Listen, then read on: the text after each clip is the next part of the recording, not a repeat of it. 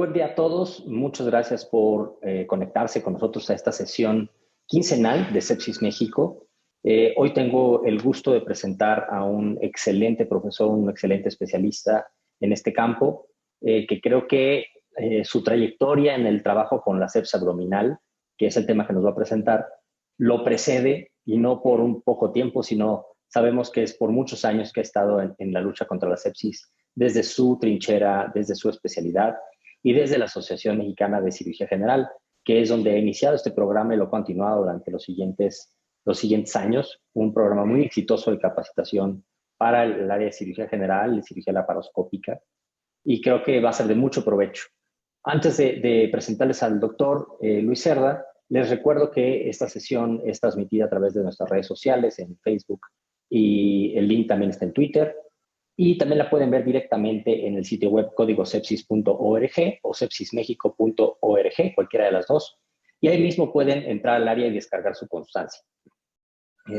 Ahí también vamos a estar lanzando próximamente infografías, más videos, los protocolos de investigación y los procesos de acreditación que estamos llevando a cabo. Y bueno, para ya no quitarle más tiempo a todos ustedes y pasar a la parte de la sesión académica, les presento al doctor Luis Cerda Cortázar. Él es médico general, egresado, cirujano, especialista, y tiene especialidad en laparoscopía, cirugía laparoscópica.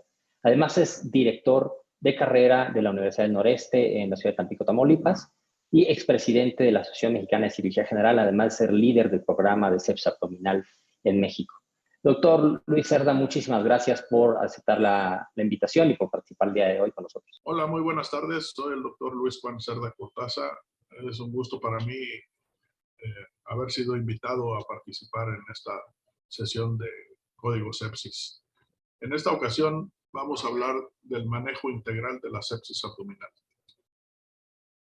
Quiero platicarles que este es un proyecto que empezamos ya de hace algunos años, en 2016, cuando tuve la oportunidad de ser presidente de la Asociación Mexicana de Cirugía. Creamos este proyecto que le hemos llamado CEPAP-MX, que es sepsis abdominal. En este proyecto, la idea fue unir a un grupo de cirujanos especialistas de todo el país interesados en el tema para poder tratar de crear un curso estrictamente de sepsis abdominal para ver todo su abordaje tanto en el pre como en el trans y el postoperatorio. Y bueno, esto es básicamente lo que integramos dentro de este gran proyecto. Hablamos primero de un manejo preoperatorio, en donde lo primero es establecer un diagnóstico, lograr una estabilización hemodinámica, ver el uso de los antibióticos, la nutrición del paciente y el drenaje percutáneo que puede manejarse desde el pre y ya como transoperatorio también.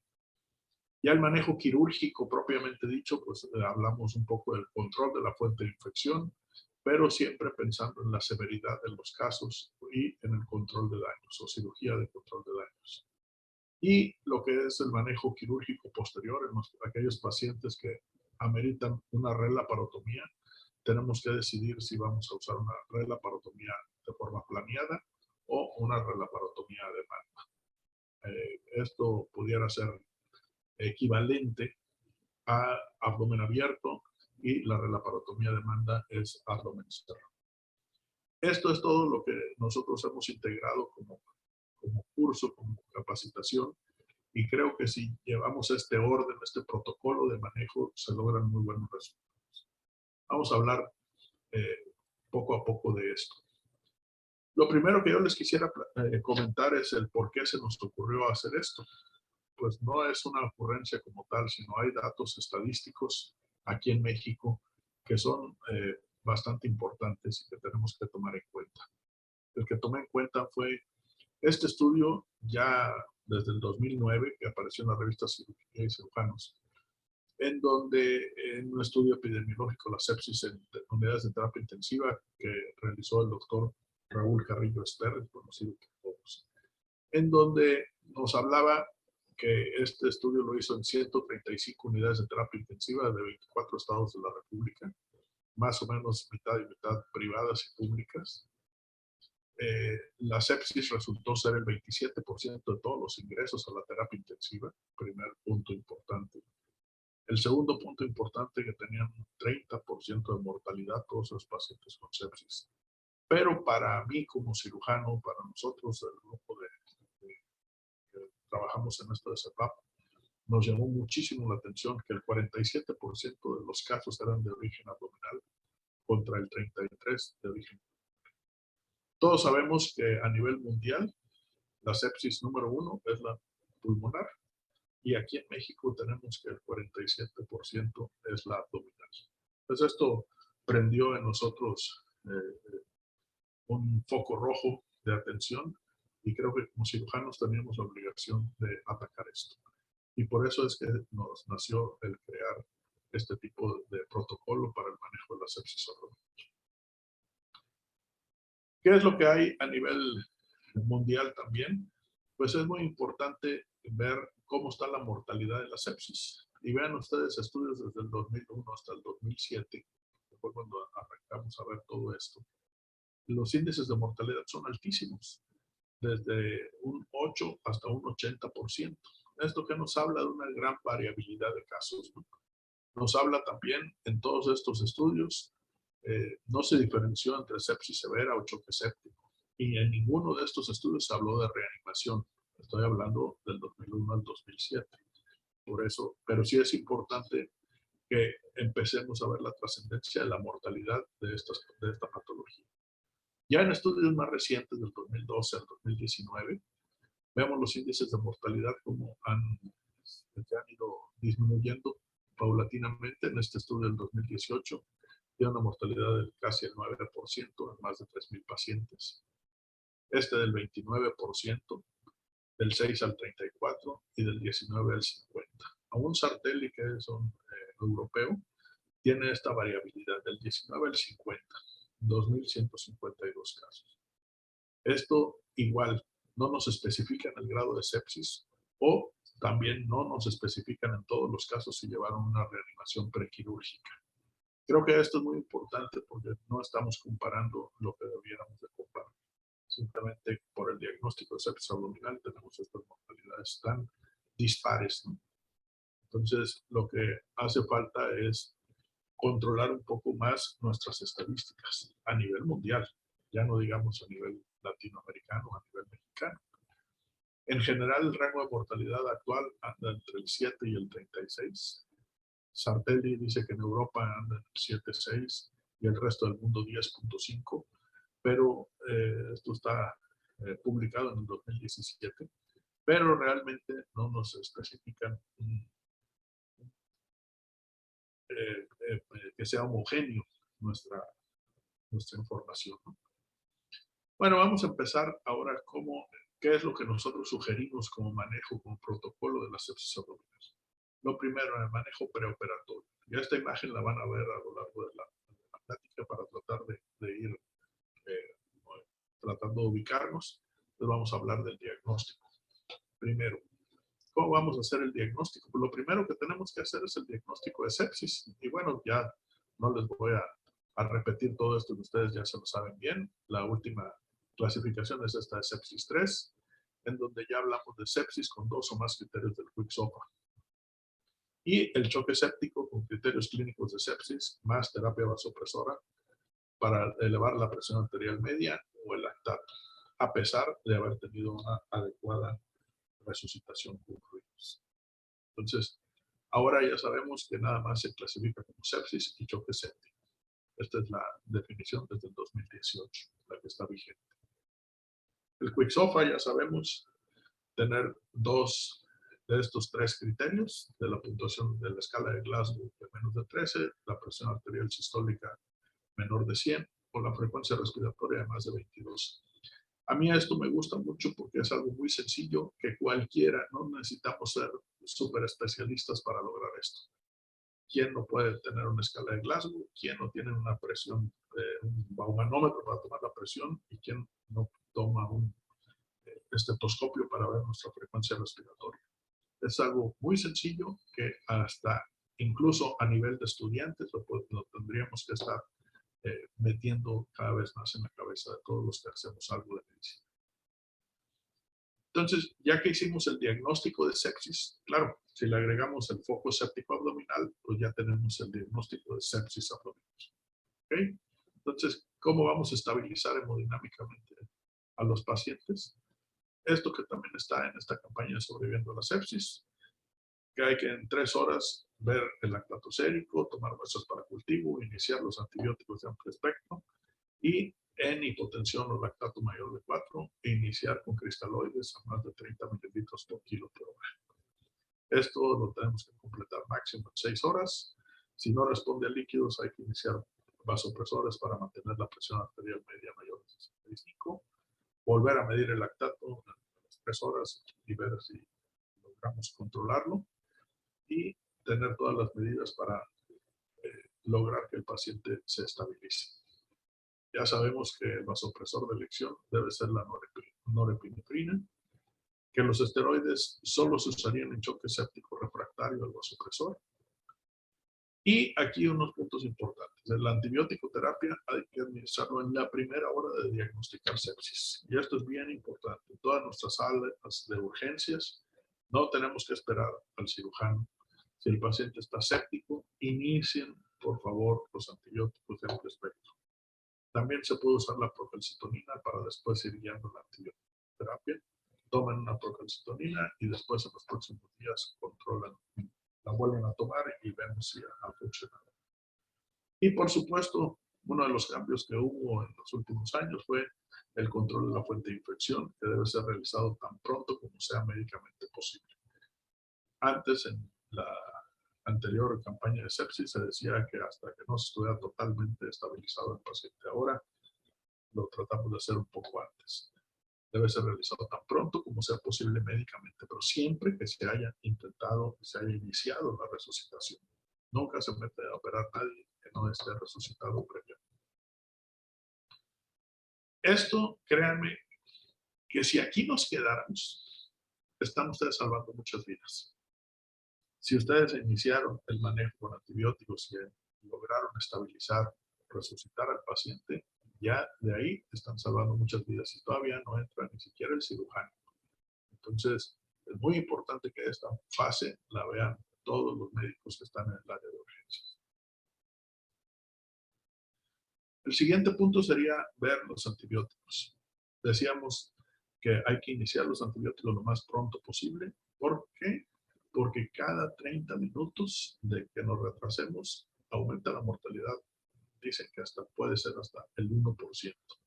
Entonces, hay que inmediatamente iniciar el manejo con antibióticos. Lo ideal que sea el tiempo más corto posible, la terapia antibiótica, 4 o 5 días, siempre que hayamos controlado la fuente de infección.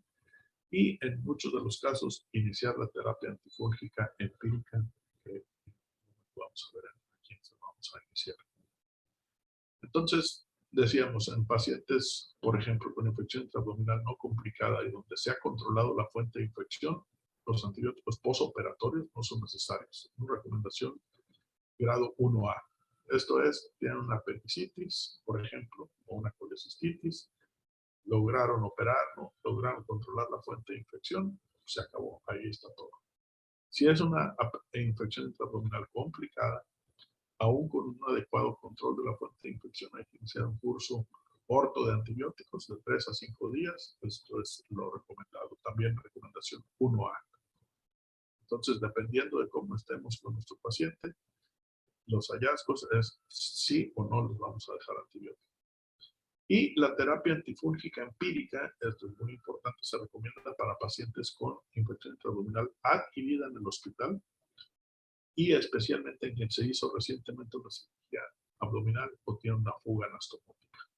Estos pacientes inician la terapia antifúngica de manera empírica rutinariamente.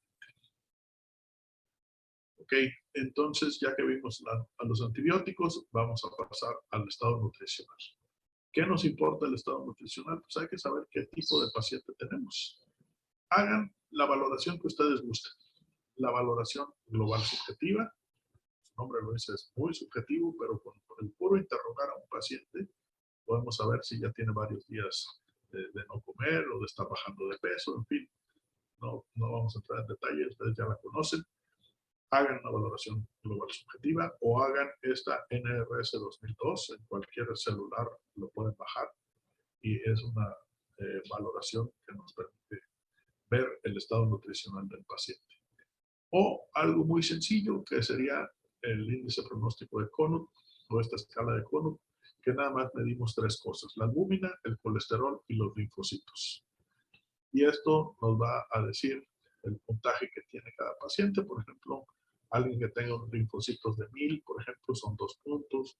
El colesterol que tenga menos de 100 son 3 puntos. O la albúmina de menos de 2.5, 6 puntos. Y entonces sumamos todos los puntos y aquí tenemos los grados de desnutrición. Con eso podemos nosotros decidir si nuestro paciente está muy desnutrido, está en buenas condiciones, si va a requerir nutrición parenteral o enteral adicional después de la cirugía.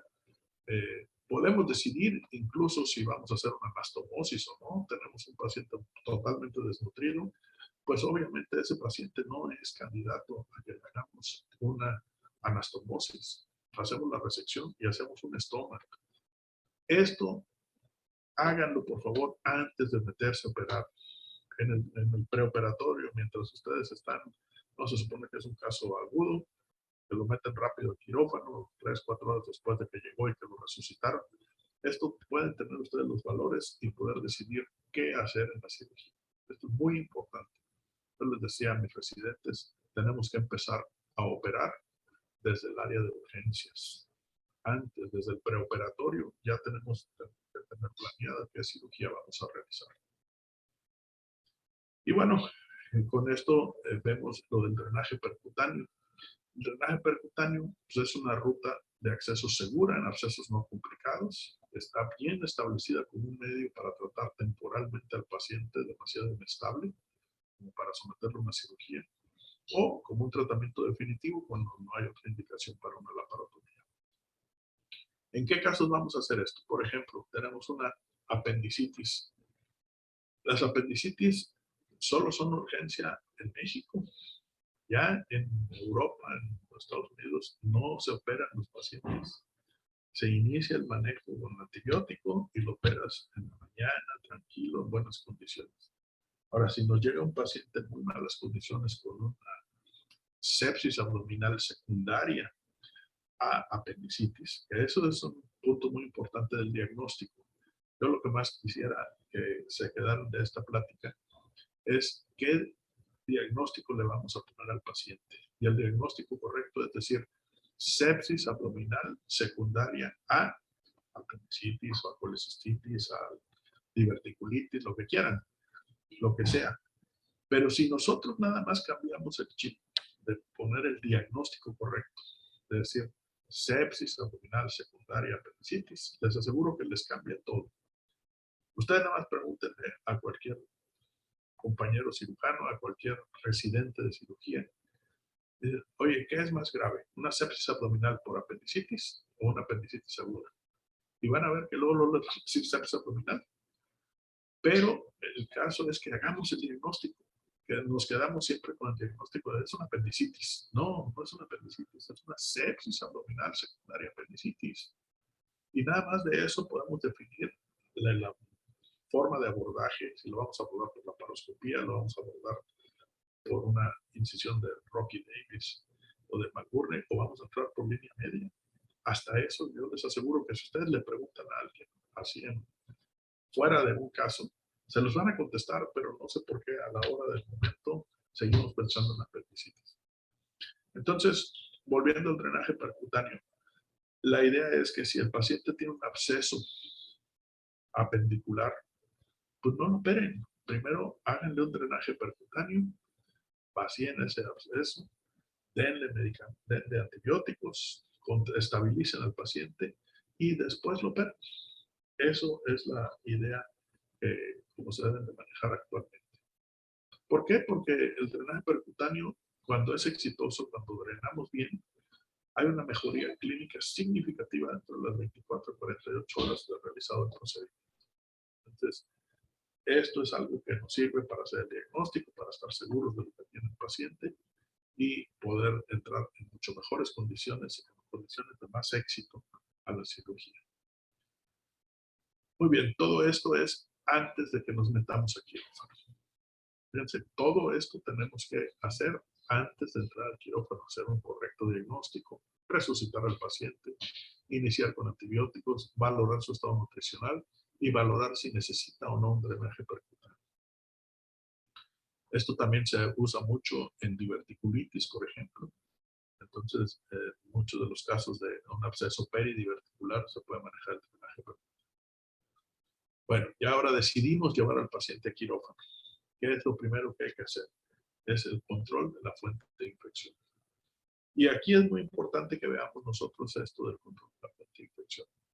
Fíjense, este artículo a mí me encanta porque una de las cosas que hace este artículo es hacer una pregunta. Es un artículo de 355 pacientes con peritonitis. Y lo que hacen es preguntarle al cirujano, oye, ¿eliminaste la fuente de infección? ¿Sí o no? Fíjense, si el cirujano contestó que sí, tuvo una mortalidad del 14% y se le complicaron 38%. Pero si el cirujano dice, no, no estoy contento, no eliminé la fuente de infección, se le murieron el 47% y se le complicaron el 70%. Vean la gran diferencia que hay entre una y otra. Entonces, ¿qué nos queda de esto? Que el factor de riesgo más importante es la eliminación de la fuente de infección. Y yo aquí les digo a mis compañeros cirujanos, uno como cirujano sabe cómo nos fue en la cirugía. Y saliendo de la cirugía uno puede saber si salió satisfecho o no. Y si no salió satisfecho, pues ¿qué es lo que sigue? Pues ese paciente hay que reoperarlo. Ahora, no soy yo la mejor persona porque no tengo la capacidad o no estoy en el mejor hospital o lo que sea. Bueno, trasládalo o pide ayuda con otro compañero de más experiencia, lo que sea. Pero ese paciente ya sabes tú que le va a ir mal. Entonces, rápido hay que pedir ayuda y que alguien más nos pueda ayudar a sacar al paciente adelante. ¿Qué significa controlar la fuente de infección? Pues es desde determinar la causa de peritonitis, drenar todas las colecciones líquidas y, por supuesto, controlar el origen de la sepsis abdominal. Si el origen es una apendicitis, pues quitar el apéndice, quitar la vesícula, quitar el segmento de intestino que está perforado, en fin, lo que sea que tenga, eso tenemos que controlar. A veces, ya decíamos, el drenaje percutáneo puede ser en pacientes seleccionados seguro y efectivo. Y la laparoscopía es otro abordaje viable. En este momento hay mucha gente muy capacitada para hacer cirugía laparoscópica de alto nivel y hacer pues, hasta resecciones de colon, perforaciones de una úlcera gástrica, duodenal, quitar el apéndice, la vesícula, todo se puede hacer por laparoscopía siempre y cuando tengamos las habilidades para hacerlo y el equipo. Si no, bueno, pues la cirugía abierta sigue siendo una solución importante a todos estos problemas. Y lo más curioso, lo que a mí más me llama la atención, es que la sepsis abdominal, el 35% de los casos es por apendicitis, que se supone que todos lo sabemos manejar bien. Entonces, ¿por qué eso nos complican tanto? ¿Por qué dejamos esta apendicitis que llegue a sepsis abdominal? ¿O por qué, si esta apendicitis causó sepsis abdominal, por qué tenemos tanto problema? El otro punto sería la colecistitis, 18, casi 20%. Si lo sumamos, más del 50-60% de nuestros pacientes son de dos patologías que en teoría debemos de manejar muy bien. O los pacientes llegan muy tarde o nosotros como cirujanos no estamos haciendo bien las cosas. Entonces, esto es algo que llama mucho la atención. Si ustedes ven, por ejemplo, estadísticas de los pacientes que se quedan con el abdomen abierto, con heridas muy feas, muy grandes, todas son causadas casi por apendicitis. Eso es algo preocupante. Y por esto creo que el manejo preoperatorio es la clave para evitar todas estas tragedias. Bueno, ya hicimos el control de la fuente de infección. Tenemos que saber cómo está nuestro paciente. Y aquí yo digo a mis estudiantes, a mis residentes, les decía, a ver, ¿cómo está el paciente? Me decían, no, si está bien malo, doctor. No, no, a mí no me digas que está bien malo. Dime cómo está el paciente. No es lo mismo decir que tengo un paciente muy malo de 18 años a uno de 85. No es lo mismo decir que tengo un paciente con un Apache de 5 a un Apache de 20. No es lo mismo decir un paciente cardiópata o un SOFA alto o un estado nutricional muy desnutrido, con cualquiera de las mediciones que ya platicamos, o que el paciente tenga un manejo elevado. Entonces, lo que nos importa aquí, el Apache, pues eso nada más es agarrar el celular, agarrar una computadora y sacamos fácilmente el Apache y eso nos da un valor importante. Quizá me digan, no, es que en mi hospital no hay gasometría. Bueno, ok, no hay gasometría. Pero pues, entonces háganle un SOFA. Y el SOFA también es relativamente más fácil. Es tener la creatinina, la escala de Glasgow, si hay hipotensión, unas pruebas de función hepática, ver las plaquetas y si acaso esto sería lo único, el índice de Kirby, que necesitaría una gasometría. Pero todo esto es muy fácil de hacer en cualquier lugar. Entonces, háganle por favor un Apache, háganle un SOFA a sus pacientes, vean realmente qué tan grave o no está. Si no tenemos esas mediciones, entonces no sabemos realmente si está grave o no. No dejen las cosas de manera subjetiva. Objetivicen a su paciente para que tengamos datos fidedignos para saber qué hacer con este paciente. Y este índice de peritonitis de Mannheim, este sí es responsabilidad exclusiva del cirujano, del que entró a operarlos. Y esto también de repente no lo hacemos. Y todos los cirujanos deberíamos de saber que cuando entramos a un paciente con sepsis abdominal, saber qué Mannheim tuvo. Y esto pues, también es muy sencillo. Que tenga más de 50 años, da un puntaje, que sea mujer, que tenga falla orgánica presente, que sea de origen maligno, que tenga una peritonitis de más de 24 horas, que sea de origen no colónica, o que tenga una peritonitis generalizada con un exudado purulento o fecaloide.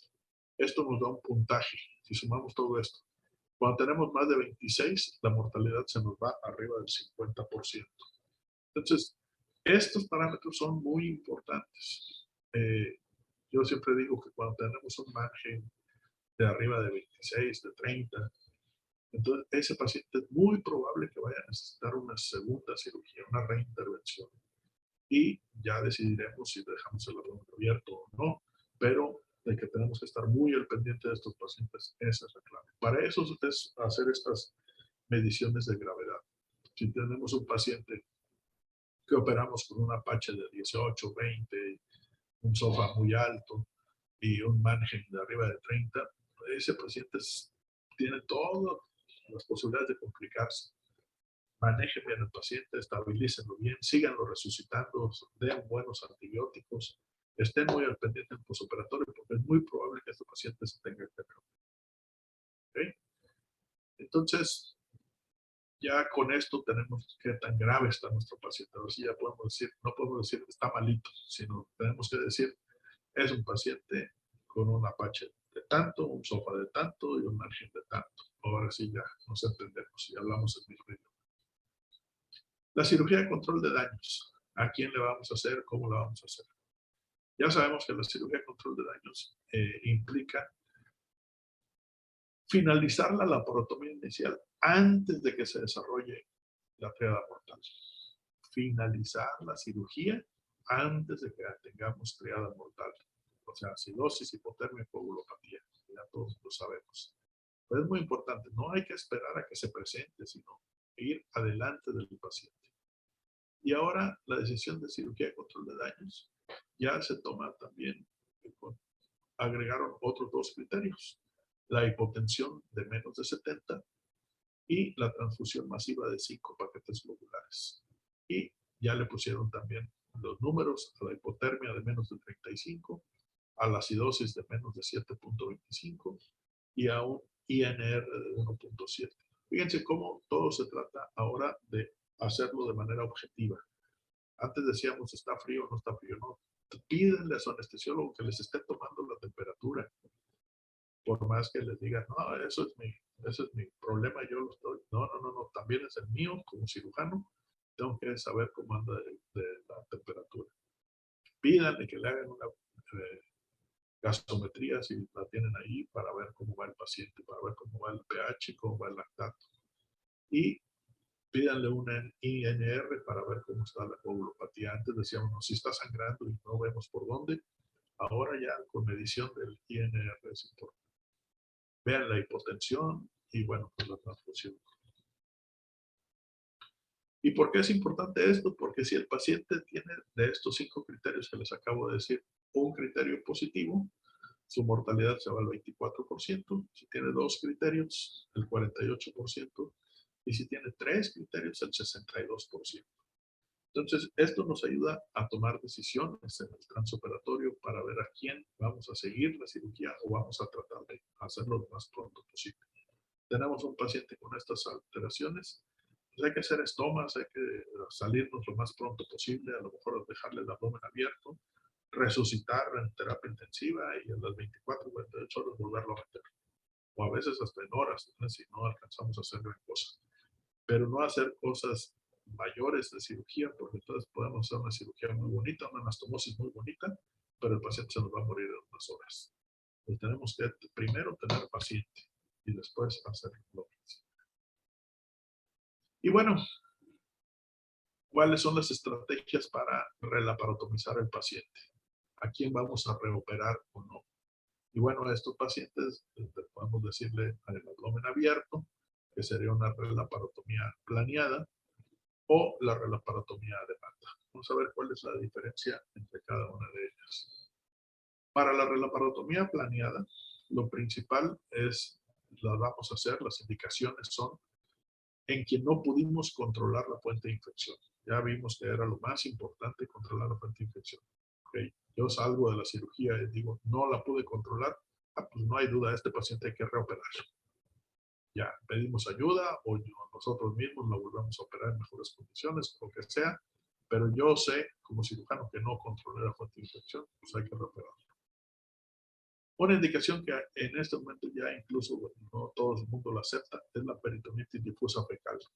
Pero yo creo que esto va muy en relación a que no controlé la fuente de infección. Pero si en esta peritonitis difusa fecal controlé la fuente de infección y lo voy a limpiar, pues a lo mejor no lo necesita.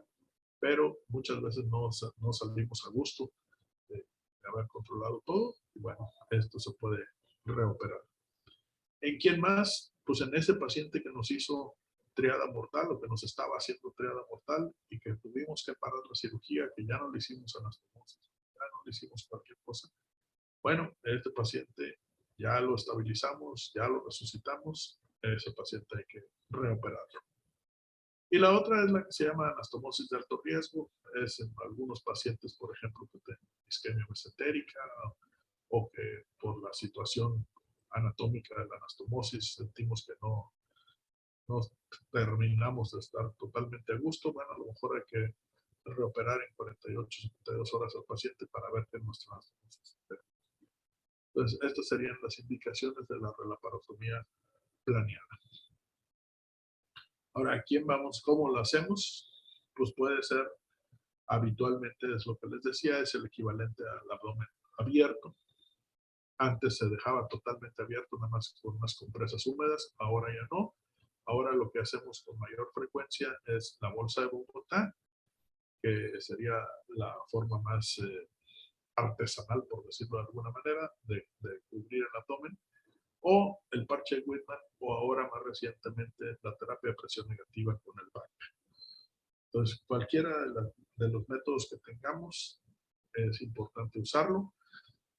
Lo más importante para mí, no voy a entrar, obviamente si yo tengo el BAC siempre, esa es la mejor opción, es la mejor manera de hacer las cosas, pero el BAC no siempre lo tenemos. Entonces, para mí lo más importante es que hayamos llevado todo este proyecto de protocolo del manejo. Y si yo estoy decidiendo dejar el abdomen abierto es porque no controlo la fuente de infección, le pongo una bolsa de Bogotá, sí tiene problema de que fuga y que tenemos que controlar un poquito más los líquidos, sí es cierto. Comparado con el BAC hay diferencia, pero lo que me importa es por qué decidí eso. Si yo decidí eso porque no controlé la fuente de infección, le pongo la bolsa de Bogotá en 24 48 horas con el paciente más estable, lo vuelvo a meter y en esa cirugía controlo totalmente la fuente de infección y ya cierro el abdomen. Entonces, bueno, pues no hay tanto problema. Nuestros problemas con la bolsa de Bogotá es cuando lo volvemos a meter y lo volvemos a meter y lo volvemos a meter. Y entonces la bolsa de Bogotá, pues por supuesto que puede causar perforaciones más del intestino, mal control, en fin. Pero si lo hacemos pensando nuestro protocolo y el único motivo de dejar el abdomen abierto es que no podemos controlarlo, pero en la segunda cirugía ya controlamos la fuente de infección, pues ya sacamos el abdomen y se acabó. Y bueno, la relaparotomía a demanda. ¿En qué consiste esto? Esto consiste cuando el cirujano decide reexplorar el abdomen basado en evidencias clínicas o radiológicas de persistencia o recurrencia de infección. Entonces, yo sentí que sí salí bien de la cirugía, controlé la fuente de infección, lo cierro y lo voy a estar vigilando. O tener un paciente que creo que lo controlé bien, pero tenía el margen muy alto, el apache alto, el sopa alto. Bueno, pero siento que hice una buena cirugía, lo cierro. Y ahora vamos a ver cuáles son las evidencias clínicas. No se trata de evidencias nada más clínicas, de que yo le pueda decir, a ver, le voy a tocar el abdomen y no le duele, entonces no lo reparo. Eso no sirve. Ya en el posoperatorio inmediato, tocar el abdomen, hacer clínica, realmente es un dato muy subjetivo. Porque para mí puede tener abdomen agudo y para mi compañero tener un abdomen muy plano. Entonces, tenemos que basarnos en estos parámetros de gravedad que habíamos dicho. Si este paciente, cuando lo operamos, tenía un apache de 20 y tenía un Mannheim de 30 y un SOFA de 9, y ahorita a las 24, 48 horas tiene un apache de 30 y el SOFA en lugar de 9 ahora tiene 15, pues no sé, pues este paciente va mal. Entonces hay que reoperarlo. No hay de otra. A diferencia que el paciente tenía un apache de 18 y a las 48 horas ya tiene un apache de 10 y tenía un SOFA de 9 y ahorita tiene un SOFA de 3, pues entonces ya el paciente va mucho mejor. No hay que hacerle nada. Esto, por eso es muy importante la escala de gravedad, porque aquí lo podemos ver.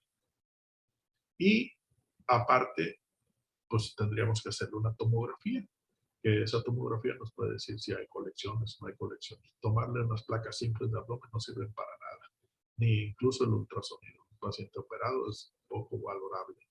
Entonces necesitaríamos tener una tomografía. Estas son las indicaciones para relaparotomizar a demanda a un paciente. Y bueno, esto es la idea de cómo se manejaría el protocolo de sepsis abdominal. Les decía, en el curso completo del CEPAP, cada uno de estos puntos que yo les estoy hablando es una plática. Entonces, implementamos todo el curso, puede ser de un día, 2 días, 10 pláticas, hasta 20 pláticas podemos hacer para tratar de implementar este aprendizaje de manera protocolizada de cómo manejar un paciente con sepsis abdominal. Además de que manejamos muchos casos clínicos donde podemos ir aplicando todas estas cosas de manera objetiva. El próximo curso que vamos a hacer va a ser en Mérida, en el Congreso Nacional de Cirugía, y bueno, están cordialmente invitados. ¿Cuáles serían las conclusiones para mí de esta plática de cómo manejar la sepsis abdominal?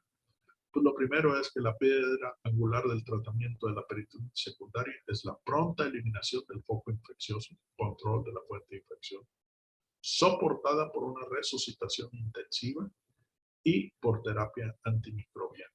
Entonces, siempre tenemos que resucitar previamente a los pacientes con sepsis abdominal para tener mejores resultados.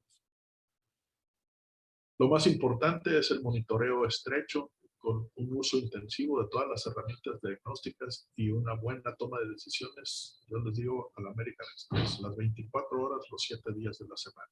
Lo que necesita un paciente con sepsis abdominal o con sepsis en general es un buen médico dispuesto a tomar decisiones adecuadas las 24 horas del día, los 7 días de la semana. El otro punto, la laparotomía planeada o el abdomen abierto, muchas veces tranquiliza a la mente del médico, del cirujano. Dice, pues es que no estoy a gusto, le dejo el abdomen abierto.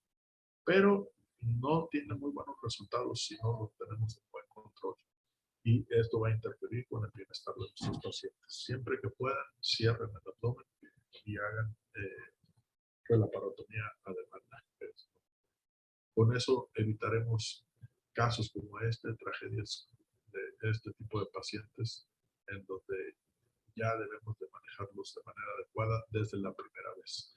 Yo siempre digo que la primera cirugía es la que importa, es la que va a trascender en la vida del paciente, en la evolución del paciente. Entonces, siempre hay que hacerlo bien y a la primera, eso es lo mejor.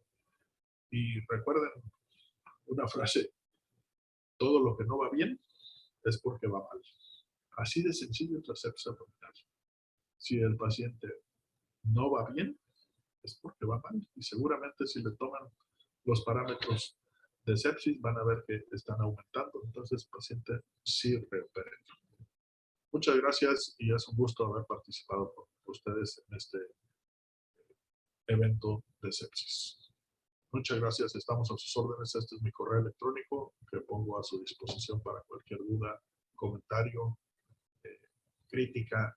Estamos abiertos a todos. Muchas gracias. Hasta luego.